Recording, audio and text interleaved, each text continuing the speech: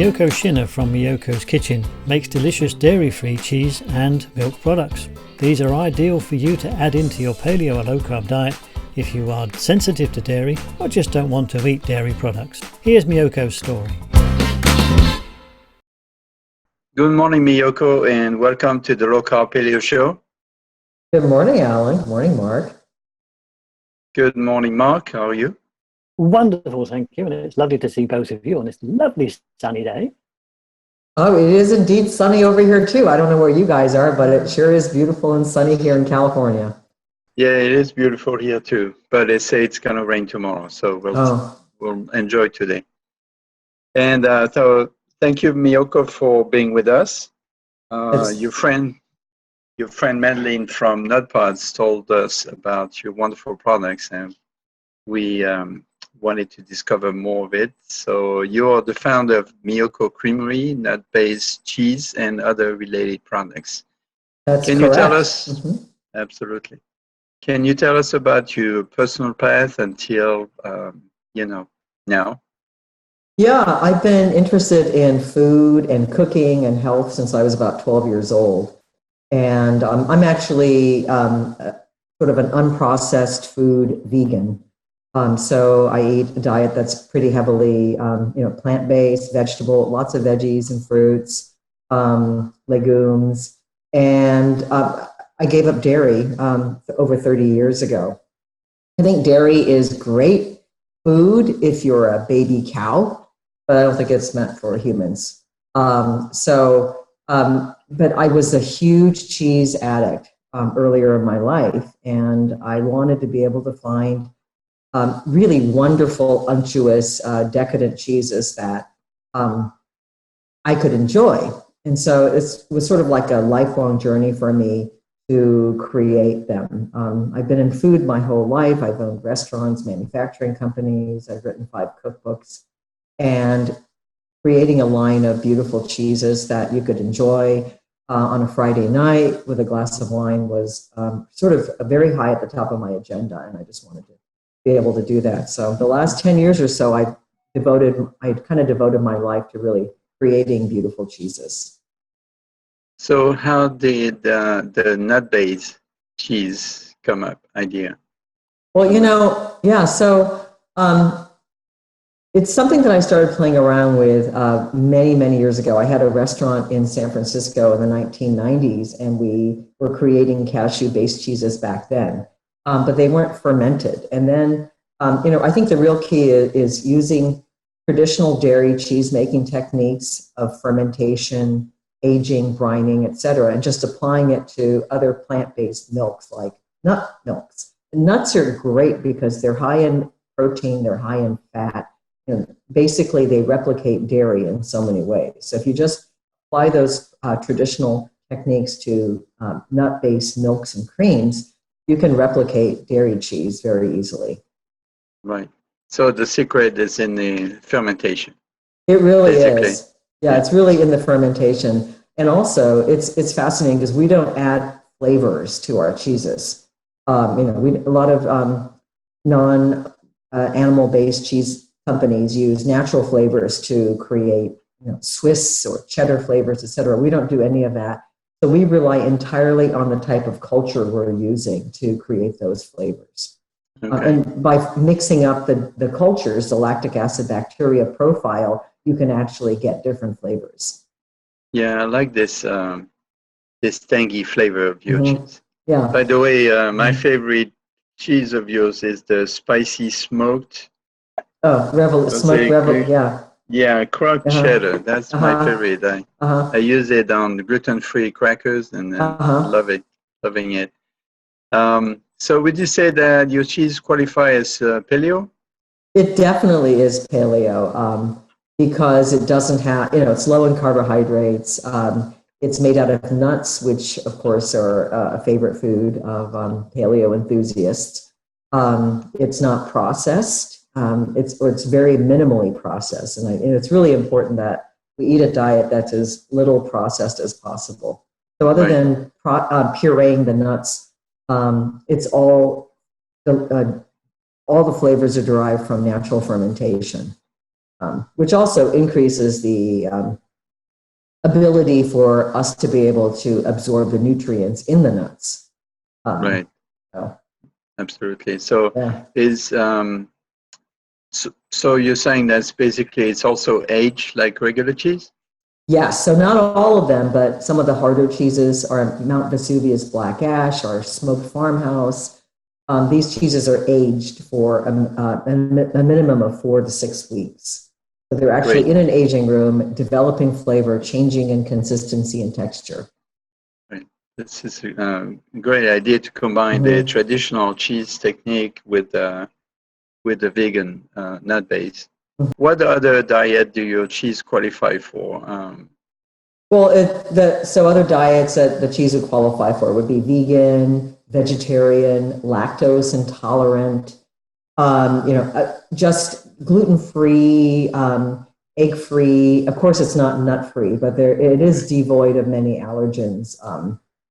I guess the only thing I would have to say is, as human beings evolved, we definitely ate nuts. That was one of our main sources of energy. But we probably didn't eat as many nuts because, if you remember back in the day when we were younger, also, you'd sit around the Christmas fire cracking nuts. You'd have your nut cracker and you'd have to break open the walnuts or the almonds or whatever. And so you could only eat a few of them. I would guess that as we were evolving as a species, also, you'd gather nuts and then you'd have to crack them with a big nut, with a rock or something. So we probably couldn't just like shovel them in our mouth as we do today. That's true. I do feel like, it's something cheese is something that, we probably should limit. If you think about evolution and how we evolved and what we actually ate, we weren't shoveling nuts in our mouth. So I think judicious use of nuts and nut cheese is a good idea. Yeah, well, it's like everything else. Everything in moderation, enjoy it, And how many flavors do you offer? Right now we have we have 12 regular items, and then we have like the Spicy Revolution crock cheddar that you had is a limited edition product. And so we sell in stores across the country. We're in about 2,500 stores right now, increasing all the time. And we also have an online business, and we really love our online business because it allows us to connect with our customers.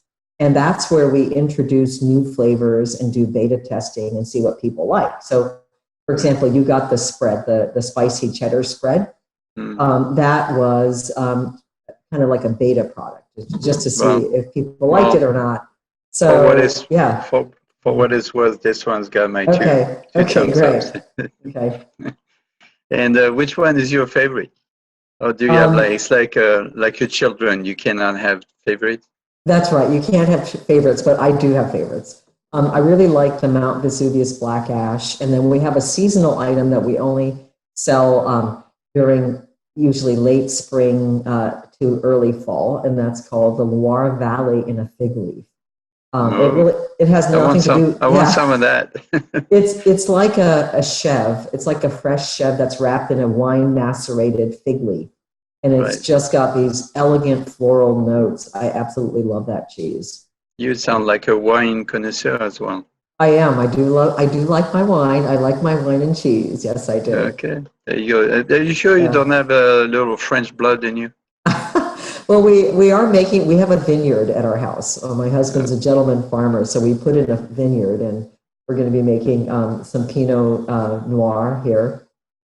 So definitely, I think I've learned a lot from the French. I used to adore French cooking, and when I learned how to cook in my 20s, I read all kinds of French cookbooks. I was a vegetarian at the time.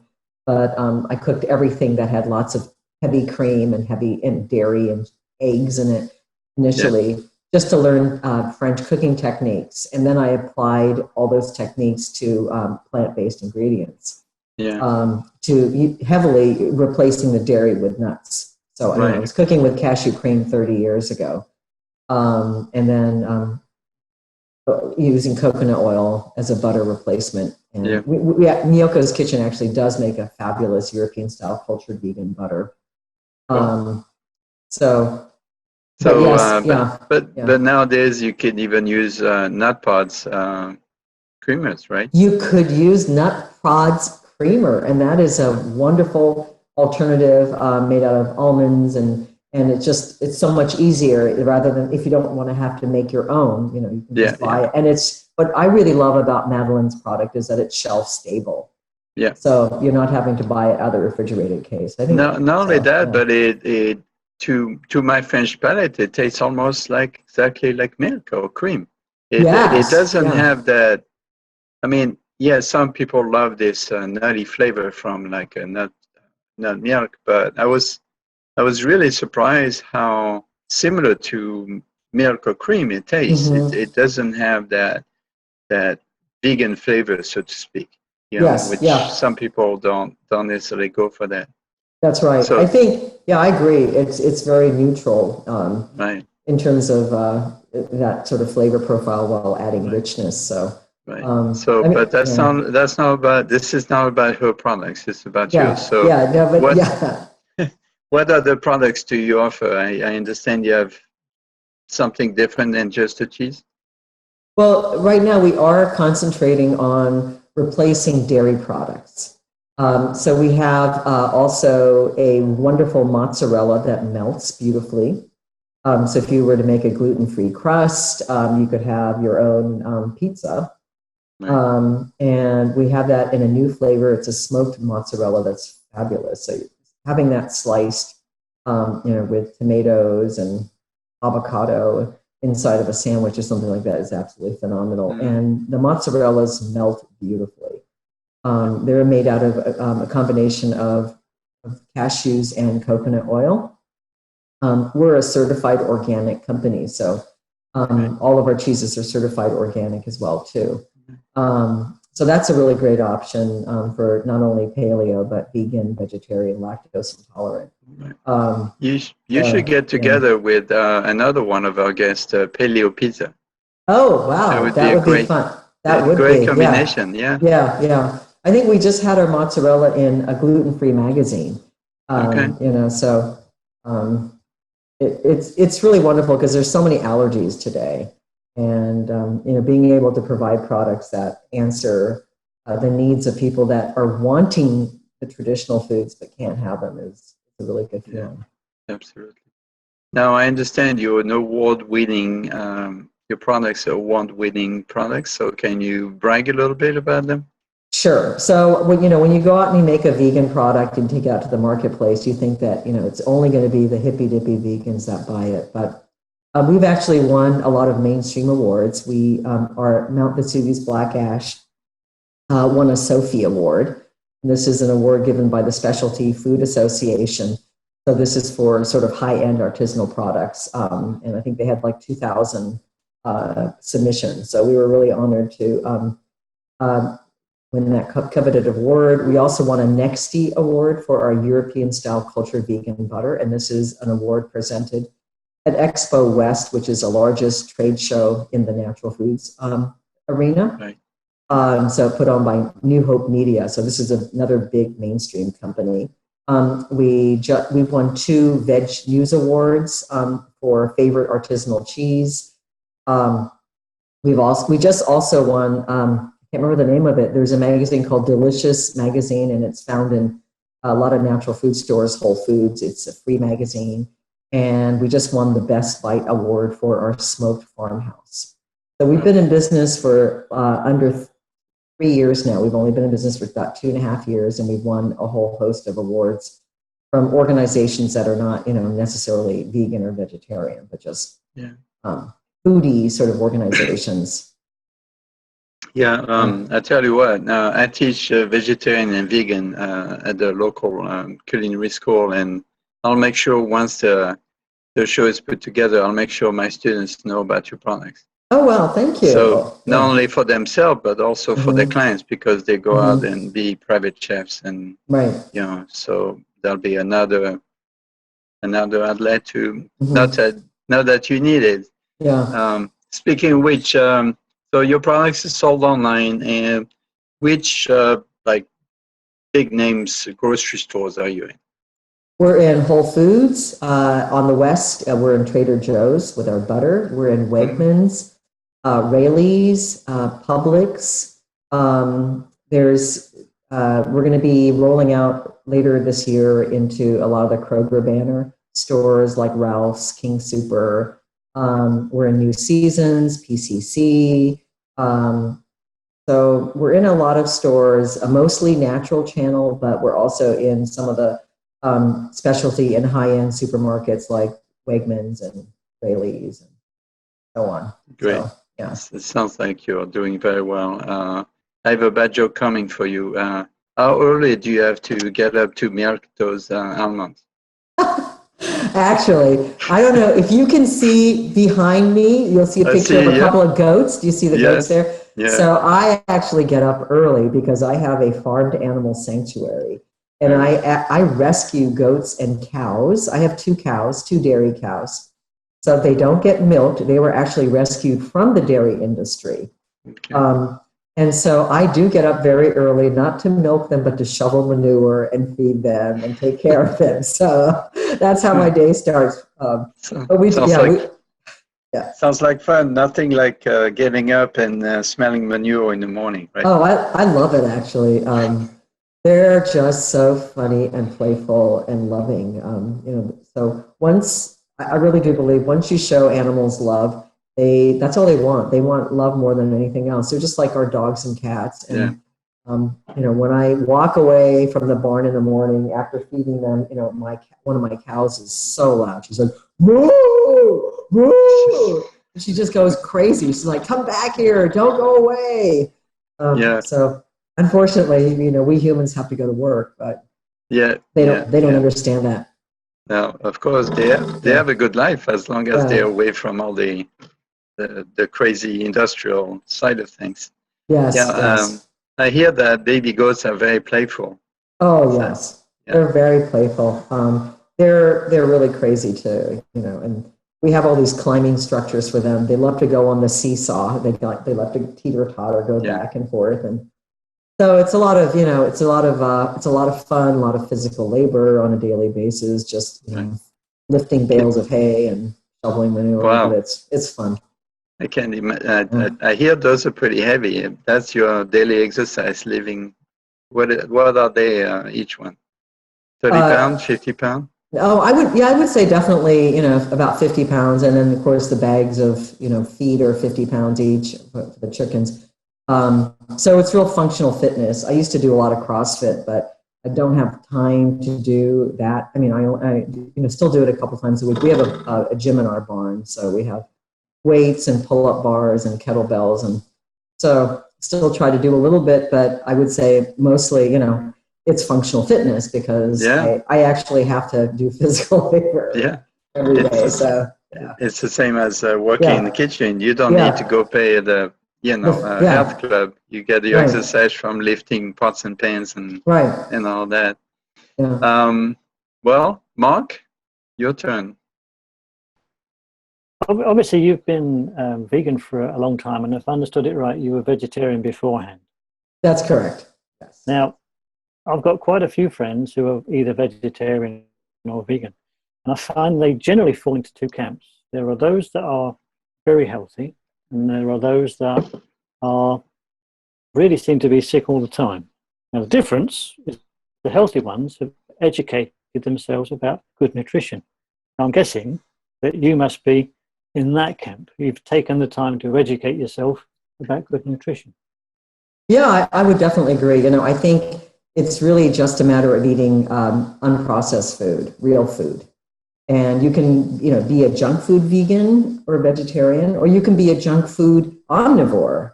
So it's really not a matter of whether you're vegan, vegetarian, or omnivore, but whether or not you're a junk food person or a real food person. Right. And so I think we've evolved to a point where it's fun to eat a donut once in a while, but you don't feel very good when you do. So it's really important that we're eating whole foods, whole real food. That's key, I think.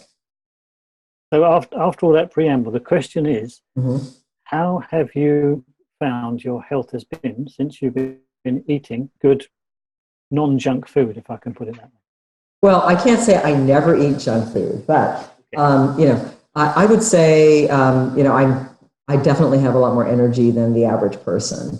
You know, I go all the time. As I said, I get up early in the morning to shovel manure, then I run a company, and I come home late, and I still have more work to do, and I travel constantly for speaking engagements and things. So I'm constantly on the go. I did catch a cold about 2 weeks ago. It was my first cold in a couple of years. So, you know, even vegans do get sick occasionally, nothing serious, but, you know, I haven't had a flu in 30 years or something. But the reason I went vegan 30 years ago was actually because when I was in my 20s, my stomach hurt all the time. And I thought that was just normal, that your stomach was supposed to hurt. And then someone said, well, maybe you're allergic to dairy. And so I gave up dairy, and my stomach didn't hurt anymore. You know, as it turns out, 80% of the population in the world has some sort of dairy intolerance, because really milk is for baby cows. It's not really meant for us. You know, we had milk as babies from our mothers, and beyond that, you really don't need dairy. And if you think about it, 100 years ago, the average American ate something like 10 pounds of cheese a year. Today, the average American eats something like 120 pounds of cheese a year, because it's so much more readily available. You know, trying to get milk from a cow is actually quite a difficult endeavor without industrial agriculture. First, you have to, you know, if you just leave cows alone, they're not going to produce babies on a yearly basis. So you have to artificially inseminate them. They do that once a year. And then after the baby is born, if you let the baby drink the milk, then you can't reserve any for yourself. So you have to take the baby away and raise the baby in isolation. And that's the only way you can produce the amount of milk that we're producing. So if you think about, you know, old Bessie, 100 years ago, the cow that you had in your backyard, if you just left her to get impregnated by the local bull, she wouldn't get pregnant every year. So milk was a luxury. It wasn't something you had all the time, because you know, cows only give milk once they're pregnant and have had a baby, and that doesn't happen all the time. So, you know, it's the fact that we consume so much dairy in this country is really abnormal, even from the point of human evolution. So it makes sense that so many of us have a dairy intolerance. Anyway, so that was the primary reason, was that just giving it up really improved my health. And then over the years, I learned about the ethical issues surrounding the dairy industry, and that, of course, you know, solidified my belief that it's not something that we should be consuming. Good job. So, from having found it suits, how can I put that, the way your body works, you obviously went on and you educated yourself about how to eat properly as a vegetarian and a vegan. Did you find that there was a lot of information available, or did you have to search for it, or, if you like, discover things as you went along? Well, when I went vegan back in the 1980s, there really wasn't that much information about it, you know, and there was no such thing as the internet, so I had to rely on books.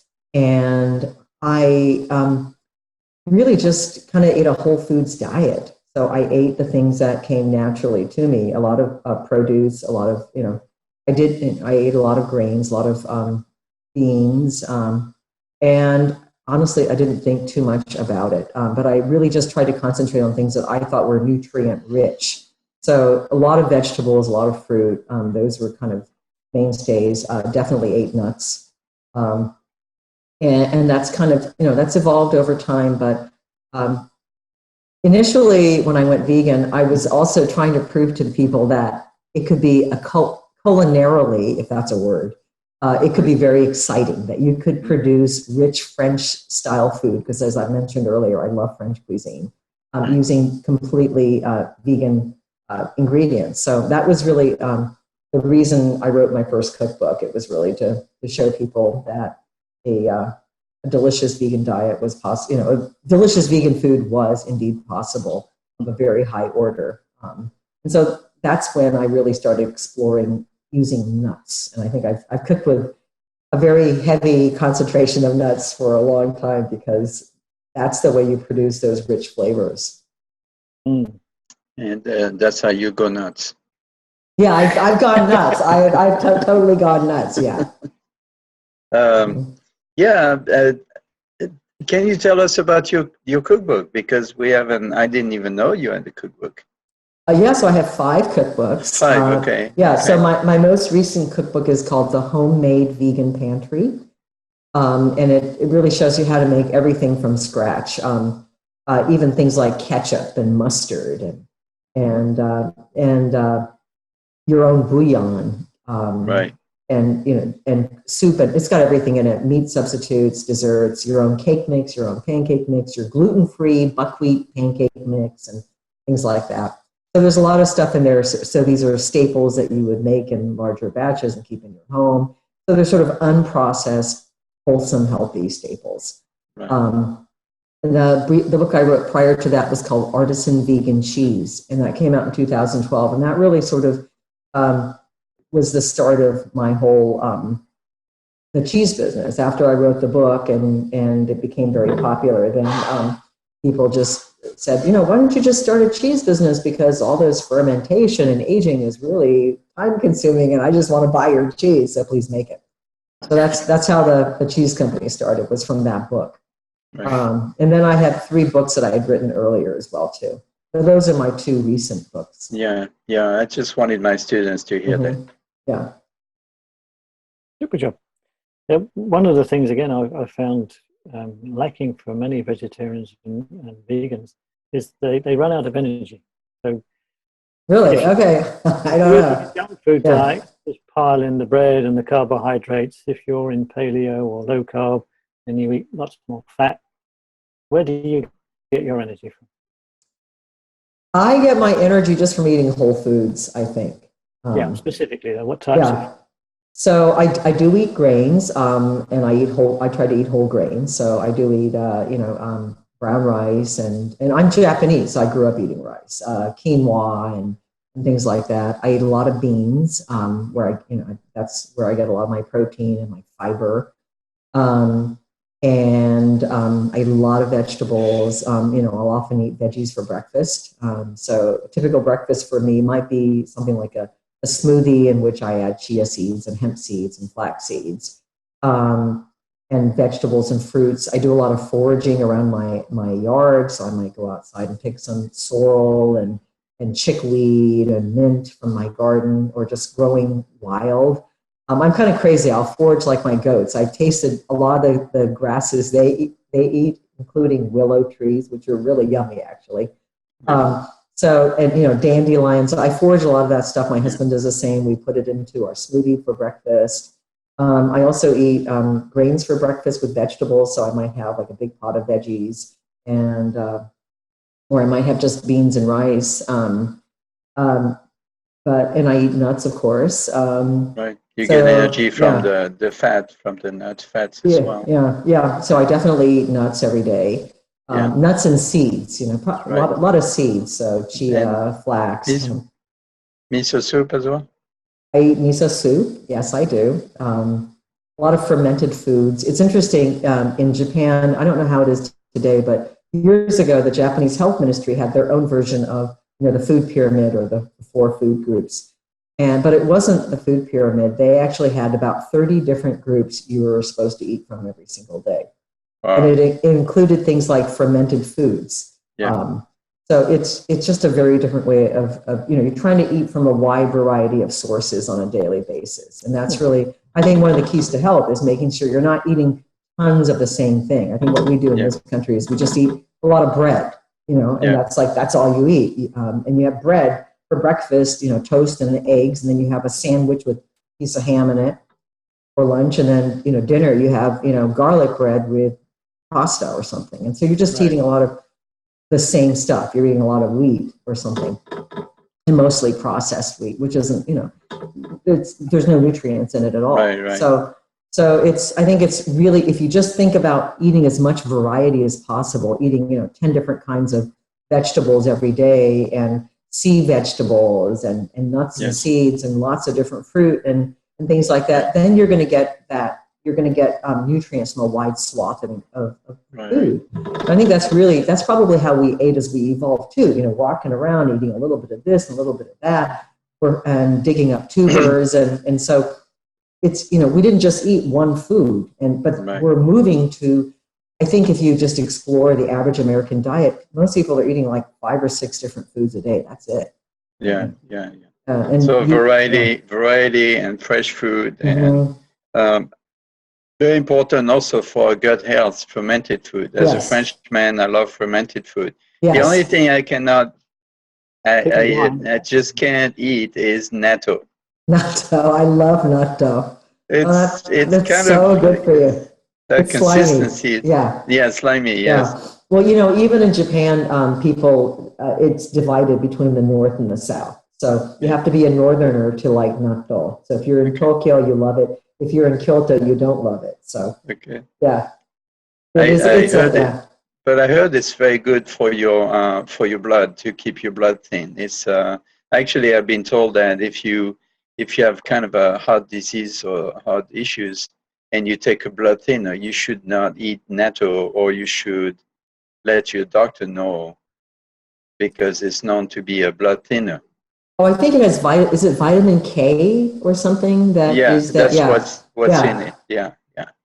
So instead of taking statins, just eat natto. So but that's the thing. That's also an interesting, and I would like your feedback on that. Is that when Japanese stay within their culture, they typically stay healthy. But once they come to America, then they start to get Western diseases. Right. So can you talk about this too? Yes, that's actually well documented, and there's many studies about how that has happened, but not just in the United States, but even in Japan. Heart disease, cancer, diabetes are all on the rise. Yeah. The traditional Japanese diet for hundreds of years or thousands of years was primarily grain-based, but they were whole grains. They weren't processed white. They weren't eating processed white rice. That is actually a fairly recent phenomenon. For most of Japanese history, the average Japanese ate a lot of millet, barley, brown rice, so they ate whole grains. And then it was supplemented by a lot of vegetables. And then if you were living by the sea, then you ate some fish. But it was actually considered savage to eat a 4-legged creature. So until about 150, 200 years ago, the Japanese didn't eat any animals at all. They might have eaten some poultry occasionally, or fish, but for the most of their diet was predominantly plant-based. And lots of grains and lots of vegetables. And it was mostly a peasant population, and that's what they ate. It really has changed. I remember when I was growing up in Japan back in the 1950s and 60s, you never saw obesity. Nobody was obese. And today you go there and you're beginning to see overweight people. I would say overall people are still generally healthier. They still eat fewer less junk food than they do in this country, but it's definitely, junk food is beginning to take over. A lot more heavy fried foods, just so the diet definitely is changing, and all these Western diseases are cropping up in Japan as well too. It's too bad. Yeah, we call that the McDonald's effect. It's the McDonald's effect. Yes, Yes, absolutely. As McDonald's opens up into a country, you can almost pinpoint around where their stores are, McDonald's or any other type of fast food chain. Right. It's a Western diet. You can almost target the next generation is going to start getting all the problems associated with junk food. Right. I mean, when I grew up in Japan back in the 50s and 60s, I mean, we didn't have any dairy products at all. I didn't drink milk. In fact, the very first time I had milk was when I came to the United States. And actually, the first time I had cheese was a pizza when I was about 8 years old. And I just was about to throw up. I thought it was the most disgusting thing I'd ever had in my life. It just got stuck in my throat. And it was just absolutely horrible. Today it's just extremely popular, pizza and anything that has cheese in it. So. And Mark, just to kind of clarify, I wouldn't call it Western diet. It's more like junk food diet, because there's Western countries that still have very healthy diets. Right, like the Mediterranean diet. Yeah. So I lead a culinary tour of southern Italy every year, and I have for the last 2 years, and I'm going again this year. And it's a vegan culinary tour. So if you go to the so-called Mediterranean diet, which was from the southern part of Italy and Greece and that area, they don't eat a lot of, they don't eat butter, they eat olive oil instead. They don't eat a lot of dairy at all. They eat a little bit, but not a lot. And it's really a diet that is high in vegetables. I mean, the amount of, just every meal we had was always had beans and vegetables, and it was just really fresh and tasty. And that's, they say, I think it's cucina povere, which means, poor man's diet. Peasant food. Peasant food. That's really what it is. It's the peasant food that is healthy. It's not the rich man's food. It's we have rich diseases today. Yeah, it's funny because I have a little story on that. It's in French society also after the war, the thing for rich people in France was to eat white bread, because white was more refined. But the peasant bread, the whole grain, was considered to be kind of gross, kind of like only for peasant. But now, years later, now I realize that the peasant bread is the healthier bread, and it's definitely a lot more. Yeah. And apparently during World War II, apparently because of rationing, all these diseases like heart disease and diabetes went way down in England as well. So, and then after that, it just went back up. So it seems like the lower we eat in terms of processing, we're just healthier all around. That's without a doubt. I think no matter what type of diet you have. And I as a vegan, I've always believed that because of the kind of thinking that you were saying, that a lot of vegans don't have energy and they're pale and wan and lackluster and this sort of thing. I've always felt that as a vegan trying to promote a vegan diet, I have to be healthy, because I want to be a good representative of what I believe is good for us. And I hope I'm reaching over here because my cat is wanting to join the scene here. She may step in front of the camera any minute. More than welcome. They're always very curious, aren't they? Yeah, here she is. When the attention is not on them, they get jealous, right? I know. There she is. There she is. Yeah. She's not a vegan, by the way. I hope not. And she goes out and catches mice all the time. So she was feasting on a mouse this morning. Anyway. And she doesn't bring them back to you to eat? Oh my God, no. She tries to show me, but she's just. I have 2 cats, and the other one has no interest in catching anything. But this one, that's what she wants to eat. Nothing I can do about it. So coming back to your products, we know they're available in the US. How about Canada and Europe? So we are just 2.5 years old, and we're focusing right now on getting as much distribution and penetration into US markets as possible. There are a couple places in Canada that do carry our products, but we were not ready for full export until 2018. We started out in a very small production facility, and we've outgrown it. And we're building a new facility right now, 30,000 square foot facility that we're moving into in July. So once we move there, we'll be able to ramp up production. In 2018, we hope to start exporting, but we can't quite do that yet. Can't make enough product. No, that's great. Plus, I understand that exporting is quite complicated, right? It is, yeah. You want to make sure you're working with a good importer. But we have had interest from both the UK, actually, and France, as well as Canada. We've had many people reaching out to us from Canada. So we are hoping that next year we'll be able to start exporting. Because I teach at the vegan vegetarian school, I hear constantly that vegan is the future. Do you see an expansion of the vegan culture and the vegetarian culture? I do, and a lot of it really has to do with the environment, the absolute environmental destruction that animal agriculture is creating in this country. Animal agriculture takes up over 30% of all land mass, is the leading contributor to greenhouse gases, rainforest destruction, etc.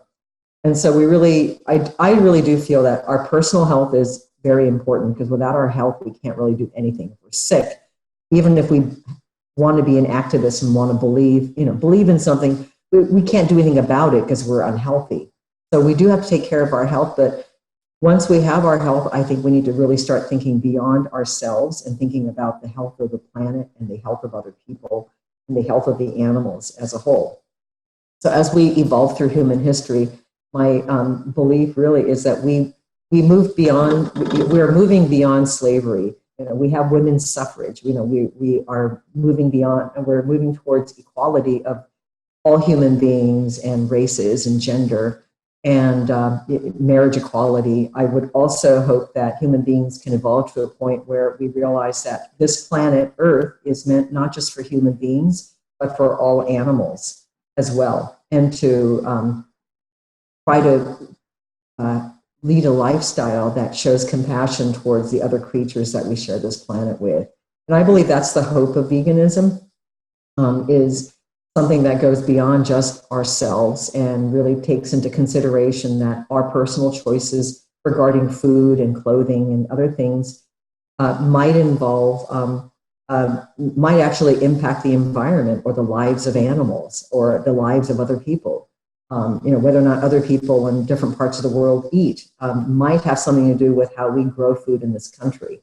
And so to really think about things in a more holistic world manner is going to become more and more important as we produce more and more human beings that take up more land and resources. So with all of that in mind, I really do believe that veganism is the future. And you can be a vegan paleo enthusiast as well too. There's even a cookbook called the Paleo Vegan or something like that. So it is possible to do that, for your own personal health if that's what you want to do. But I think it's more than just our personal health. I think veganism is about the health of the planet, the health of other people, and the health of the animals. Super job. Well, that's all the questions from my side. All righty. Did you want to add anything, Miyoko?